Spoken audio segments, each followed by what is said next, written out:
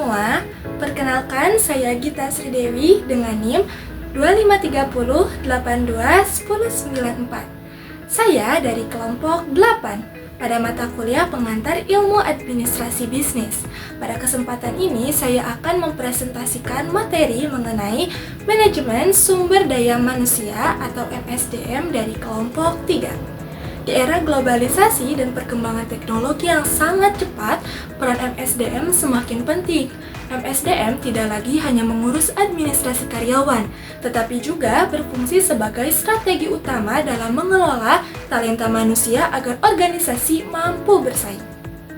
Saat ini, organisasi menghadapi berbagai tantangan, seperti perubahan teknologi, khususnya AI, perubahan demografi pekerja, pola kerja baru pasca pandemi, dan regulasi ketenaga kerjaan yang kompleks.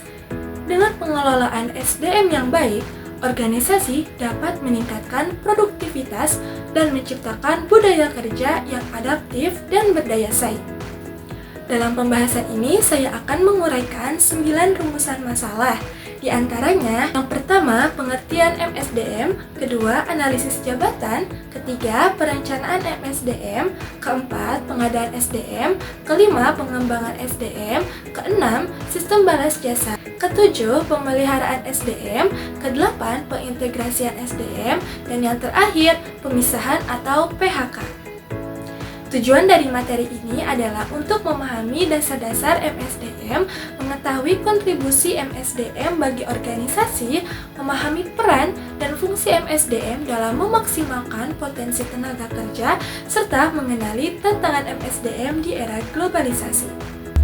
Manajemen sumber daya manusia atau MSDM merupakan proses mengelola tenaga kerja secara strategis agar selaras dengan tujuan organisasi. MSDM tidak hanya sebatas mengatur administrasi karyawan loh, namun mencakup strategi SDM, pengembangan kompetensi, hubungan kerja, manajemen imbalan, kesejahteraan, hingga keselamatan kerja.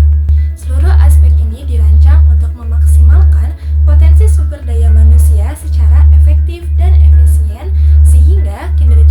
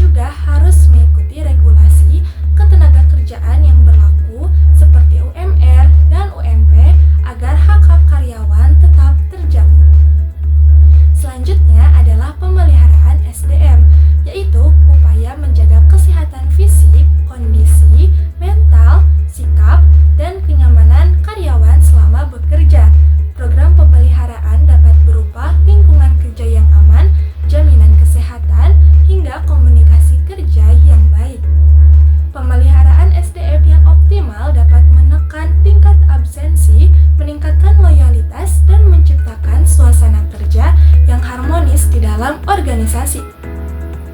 Selain itu, organisasi juga perlu memperhatikan pengintegrasian SDM, yaitu proses membantu karyawan baru beradaptasi dengan lingkungan kerja melalui orientasi, onboarding, dan kegiatan team building.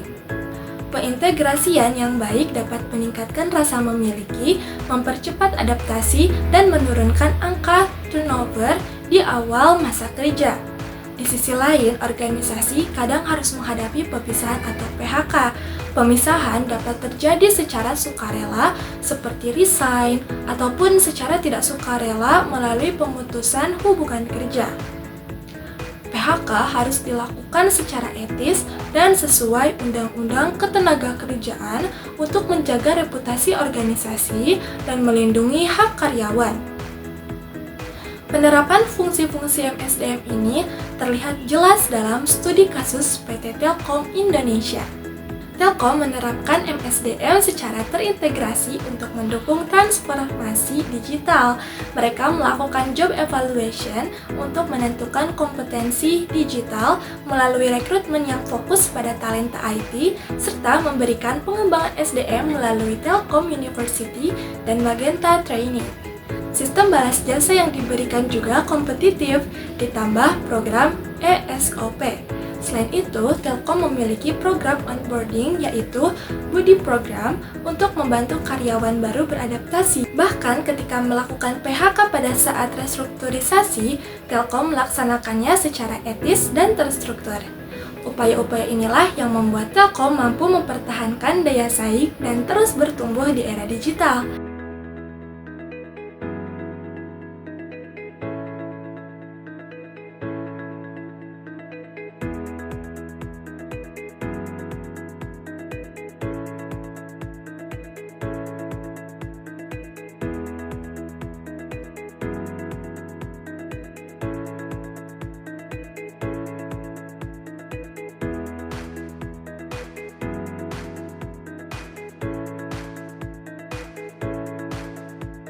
Sebagai penutup, seluruh aspek MSDM, mulai dari analisis jabatan hingga pemisahan harus dikelola secara terintegrasi agar organisasi mampu bersaing dan berkembang di tengah perubahan zaman.